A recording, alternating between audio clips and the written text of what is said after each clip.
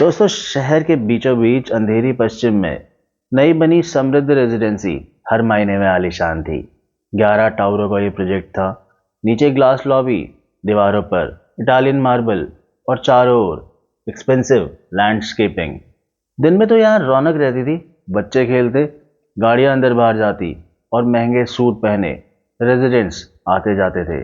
मगर रात को इस रेजिडेंसी का माहौल कुछ बदल जाता था। हर टावर के नीचे गार्ड केबिन होती थी, पर सबसे ज्यादा चुप्पी रहती थी ई टावर की केबिन में, जहां तैनात था मृणाल चौधरी। दोस्तों, ये है देसी हॉरर पॉडकास्ट। स्वागत है आपका। दोस्तों, लगभग 50 की उम्र, गहरे रंग की वर्दी, शांत आंखें और हमेशा मुस्कुराता हुआ चेहरा। रात के 10 बजे से सुबह तक वो ही अकेला पहरा देता रहता था। बड़े इत्मीनान से गेट के पास बैठकर पुराना ट्रांजिस्टर सुनता था या सफाई करता रहता था। रेजिडेंट्स भी उसे बहुत पसंद करते थे। बोलते थे, बहुत ईमानदार है भाई, झगड़ा भी नहीं करता। ये सब उसके बारे में लोग कहते थे। लेकिन कोई नहीं जानता था कि ये है कौन। इस गार्ड के बारे में ज़्यादा कुछ बताया नहीं जा सकता था, क्योंकि इसके बारे में कोई रिकॉर्ड नहीं था लोगों के पास। ये जो समृद्ध रेजिडेंसी थी, ये जिस जमीन पे बनी थी, वहाँ एक पुराना कब्रिस्तान हुआ करता था। लोग बोलते हैं कि प्रोजेक्ट शुरू होने से पहले उस कब्रिस्तान को शिफ्ट कर दिया गया। कब्रें हटाकर दूसरी तरफ की बंजर जमीन में डाल दी गईं और डेवलपर्स ने सब कुछ नियमों के अकॉर्डिंग ही किया था। लेकिन कुछ पुराने लोगों का कहना था कि कब्रें जमीन से तो हटाई जा सकती हैं, पर रूहें नहीं। पहले कुछ साल सब सामान्य चलता रहा, लेकिन फिर धीरे धीरे टावर ई में अजीब अजीब घटनाएं होने लगीं। लोग रात में दरवाजे खुलने की आवाज़ सुनते, लिफ्ट अपने आप चल पड़ती और कई बार लॉन में किसी गार्ड को टहलते देखा जाता था, जो वहाँ ड्यूटी पर होता ही नहीं था। कुछ निवासियों का कहना था कि वो आदमी पुराने ज़माने की वर्दी पहने होता था और हमेशा एक ही बात दोहराता रहता था, सब ठीक है, आप अंदर जाइए। दोस्तों, रात के 11 बजे हर दिन की तरह मृणाल अपनी चौकी पर बैठा था। सामने गेट पर कांच की दीवारों में वो अपने ही प्रतिबिंब, जिसे कहते हैं, उसे देख रहा था। फिर उसने ट्रांजिस्टर का वॉल्यूम कम किया और धीमे से कहा, सब जाग गए हैं। कोई जवाब नहीं आया, लेकिन आसपास की हवा अचानक से ठंडी हो गई। क्लॉक टावर की घंटी बजते ही परिसर के किनारे लगे पेड़ों को हल्की सी लहर दौड़ पड़ी उन पेड़ों में। मृणाल उठा और उसने पीछे के रास्ते जंगलनुमा हिस्से की तरफ जाना शुरू कर दिया, जहां से कब्रों को हटाया गया था। वहां जमीन थोड़ी सी धसी हुई थी और हवा में नमी थी।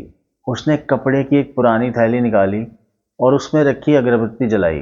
फिर मधुर स्वर में बोला, सबकी उपस्थिति दर्ज है, समय हो गया है। अंधेरे से 10-15 परछाइयां बाहर निकली, पारदर्शी आकृतियां, धुंधली। ये उन लोगों की आत्माएं थी जो कभी इस जमीन में दफन हुआ करते थे। मृणाल ने सर झुकाया और उनसे बोला कि मेरा वादा याद है ना, जब तक ये रेजिडेंसी चलती रहेगी मैं चौकीदार बनके संतुलन बनाए रखूंगा। रात जैसे उस वक्त सांस रोककर खड़ी थी। दोस्तों, कुछ दिनों बाद नेहा शर्मा, एक इवेंट मैनेजर, ई टावर के फ्लैट नंबर 1203 में शिफ्ट हुई। शहर से दूर शांति की तलाश में उसकी एक आदत थी कि वो रातों में घर के बाहर बैठी रहती थी, और यहाँ आने के बाद भी उसने वो आदत छोड़ी नहीं। अब पहली ही रात जब वो बाहर बैठी थी, तो उसने देखा कि नीचे गार्ड बहुत देर तक पेड़ों के पास खड़ा खड़ा कुछ बड़बड़ा रहा था। उसे लगा शायद फोन पे बात कर रहा होगा, लेकिन उसने देखा कि उसके पास फोन ही नहीं है, ना कोई ब्लूटूथ डिवाइस उसके कान में फिट है। अगले दिन नेहा ने उस गार्ड के पास गई, जब अगली रात को, और उससे बोला कि भाई, तुम सोते नहीं हो क्या? मैंने तुम्हें रात को 3 बजे भी गश्त लगाते देखा है। अब ये सुनकर मृणाल हल्की सी मुस्कान के साथ बोला, मैडम, ड्यूटी कभी खत्म नहीं होती, कुछ निगरानियां हमेशा रखनी पड़ती हैं। उसकी आवाज़ के साथ धीमी हवा चलनी शुरू हो गई, जिससे दरवाजे की घंटी अपने आप झंझना गई। नेहा ये सुन के हंस के वहां से चली गई, लेकिन कुछ अजीब सा उसे महसूस हुआ। उस गार्ड की आंखों में अंधी सी गहराई थी, जैसे वो सिर्फ सन्नाटे वाला आदमी होता है ना, वैसा दिख रहा था उसे। अब फरवरी की एक ठंडी रात में नेहा ऑफिस का काम कर रही थी। अचानक लाइट फ्लिकर हुई और उसने विंडो से बाहर देखा। कोई नहीं था, कोई लोग नहीं थे, लेकिन उसने देखा परछाइयां घूम रही हैं। लिफ्ट चालू थी, पर बिल्डिंग के अंदर कोई भी नहीं था। वो डर के मारे खिड़की बंद करने गई। तभी नीचे गेट के पास उसने मृणाल को देखा। वो किसी से बातें कर रहा था, मगर सामने कोई नहीं था। ये नेहा ने फिर से चिल्लाया, कौन है वहां? मृणाल ने वो सुन के ऊपर देखा। उसकी आंखों में ऐसी चमक थी मानो वो इंसान नहीं हो, कुछ और हो। पल भर को नेहा को लगा कि ये मैंने क्या देख लिया है। पर मृणाल ने मुस्कुराकर बोला, आप सो जाइए, सब सामान्य है। और वो ये बोल के गायब हो गया वहां से। अब नेहा ने अगले दिन सिक्योरिटी सुपरवाइजर अर्जुन से पूछा कि ई टावर वाला गार्ड मृणाल वो कब से यहाँ काम कर रहा है। अर्जुन उसकी बात सुनकर हैरान रह गया और वो उससे बोला, मृणाल? कौन मृणाल? ई टावर तो पिछले 3 साल से खाली पड़ा था। वहां हमने हाल ही में कोई नई चौकी शुरू ही नहीं की है। नेहा सुन के सन्न रह गई बिल्कुल, और बोली, लेकिन मैंने तो हर रात उसे वहां देखा है। वो हमारे गेट पे ही बैठता है। अर्जुन ने ये सुन के फाइलें निकाली, सीसीटीवी फुटेज चेक करने को कहा, और जब वीडियो देखा गया तो वहां का केबिन हमेशा खाली था। जहां वो कहती थी कि मृणाल होता था, वहां बैठता था। और वहां हवा के अलावा उसे कुछ नहीं दिखा।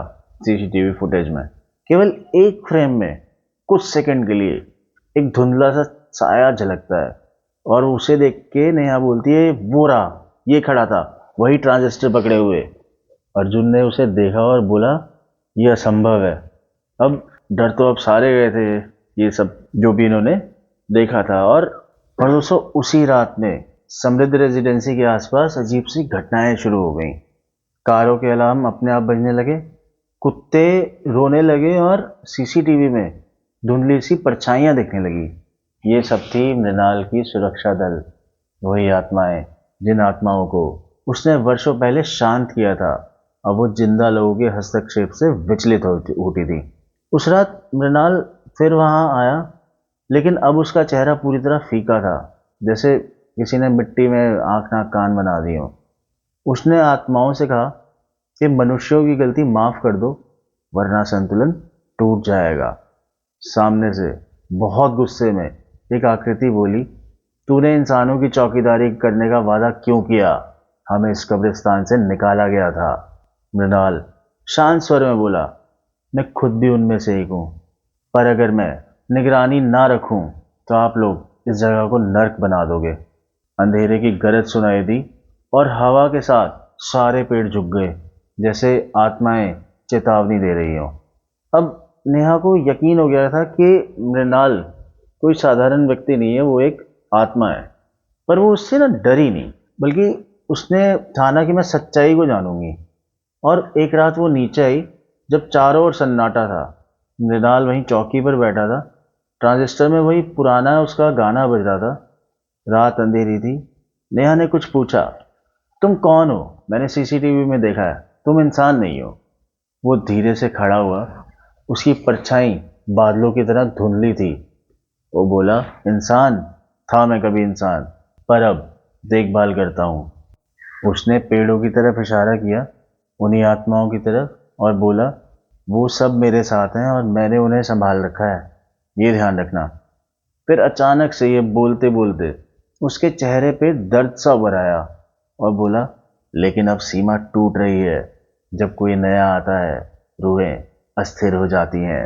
नेहा ने डरते हुए पीछे कदम रखा। तभी मृणाल बोला, अब जब तुमने देख ही लिया है, तुम भी इस रहस्य का हिस्सा बन गई हो। उसी रात 12 बजे के करीब एक भूकंप जैसा झटका आया, और ई टावर की लाइटें एक साथ बुझ गईं। नेहा ने खिड़की से देखा कि जमीन फट रही है। वहां से नीली सी लौ निकल रही थी। वो नीचे भागी, पर रास्ते में लिफ्ट अपने आप चलने लगी। लिफ्ट रुकी बेसमेंट में जाके, जहां मृणाल खड़ा था। उसकी आकृति पूरी तरह पारदर्शी थी, आंखें राख जैसी काली। वो धीरे से बोला, वक्त आ गया है, अब कोई गार्ड नहीं रहेगा। जैसे ही उसने हाथ उठाया, धरती से दर्जनों आत्माएं निकली। वो सब पुराने कब्रिस्तान के निवासी थे। और मृणाल ने मुस्कुराकर कहा, अब मैं उनके घर उनको वापस ले जाऊंगा। एक पल में ही सब जलने लगा। कमरे की दीवारें धुंध में घुलने लगी, नेहा जितनी तेज भाग सकती थी वो उतनी तेज भागी, और जब उसने पीछे मुड़ के देखा तो मृणाल और वो सारी आत्माएं विलीन हो गई थी। सुबह की अखबारों में खबर आई, ई टावर में रहस्यमय विस्फोट, पर कोई जनहानि नहीं। मैनेजमेंट ने बोला कि शॉर्ट सर्किट था, लेकिन गार्ड्स के बीच एक चर्चा थी कि विस्फोट के बाद वहां राख में एक पुराना ट्रांजिस्टर मिला है जिस पर धूल भरी उंगलियों के निशान थे। नेहा ने उसी दिन वो रेजिडेंसी छोड़ दी। वो बार बार अपने सपनों में वही आवाज सुनने लगी, सब ठीक है, आप अंदर आ जाइए। कहते हैं कि समृद्ध रेजिडेंसी की रातों में जब वॉचमैन गश्त लगाता है तो कभी कभी गेट के पास दूसरे गार्ड की परछाई दिखती है जो ट्रांजिस्टर पकड़ के बैठा होता है और मुस्कुराकर सिर झुका देता है। किसी को नहीं पता वो छाया कब और कहां से आती है, पर जो देख ले वो मान जाता है। ड्यूटी नहीं, ड्यूटी कभी खत्म नहीं होती, चाहे इंसान रहे या रूह। दोस्तों, कैसी लगी आपको आज की कहानी? हमें एक कमेंट में ज़रूर बताएं, और एक लाइक तो बनता ही है, और हमारे चैनल को सब्सक्राइब कर लें। Thank you friends.